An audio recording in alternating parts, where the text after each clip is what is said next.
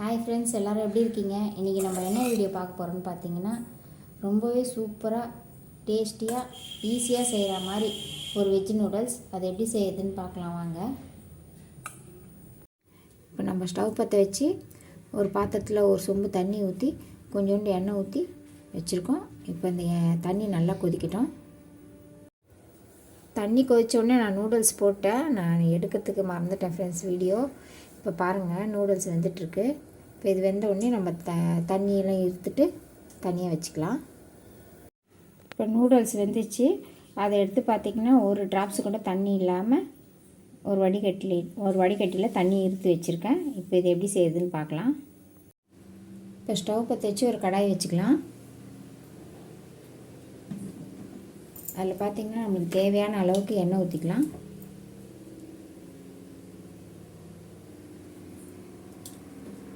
எண்ணெய் காயிட்டோம்.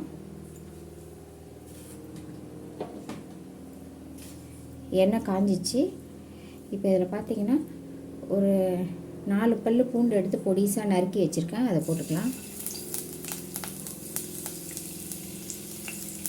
ஒரு வெங்காயம் எடுத்து நீல வாக்கில் கட் பண்ணி வச்சுருக்கேன். அதையே போட்டுக்கலாம்.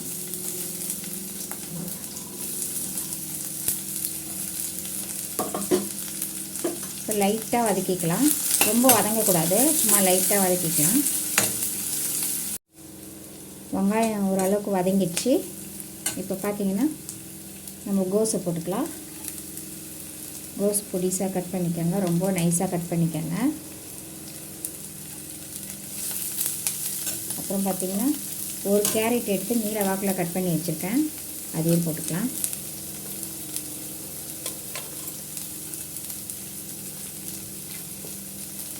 ஒரு சின்ன குடமிளகாய் எடுத்து அதையும் நீல வாக்கில் மெலிசாக கட் பண்ணி வச்சுருக்கேன். அதையும் போட்டுக்கலாம்.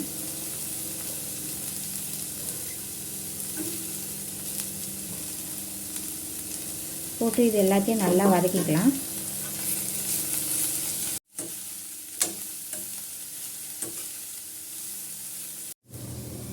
இப்போ பார்த்திங்கன்னா காய் ஓரளவுக்கு வதங்கிடுச்சு. ரொம்பவும் குழம்புலாம் வேகக்கூடாது. இது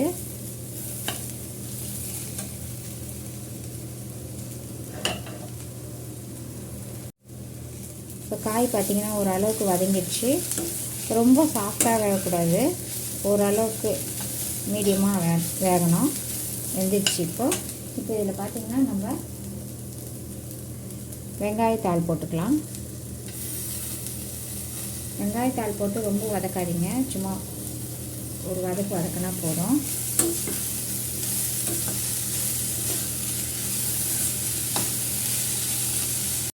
வெங்காயத்தாள் போட்டு வதக்கிட்டோம்.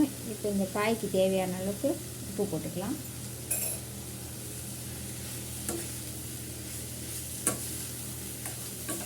இப்போ நம்ம எடுத்து வச்ச நூடுல்ஸ் அதில் போட்டுக்கலாம்.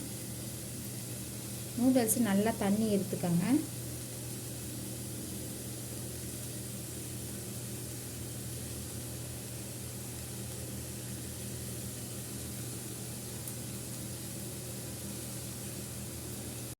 நூடுல்ஸ் எல்லாத்தையும் போட்டாச்சு. இப்போ இது நல்லா நம்ம கிளறிக்கலாம். இப்போ நம்ம கிளறிட்டோம். இதில் பார்த்திங்கன்னா நான் ஹாப்பிமா ஃப்ரைட் ரைஸ் பேக்கெட் தான் வாங்கியிருக்கேன். நம்ம அது இதில் கொட்டிக்கலாம். ரொம்ப கொட்டாதீங்க, ஒரு ஸ்பூன் அளவு போதும். இப்போ அதையும் நம்ம இதில் கிளறிக்கலாம்.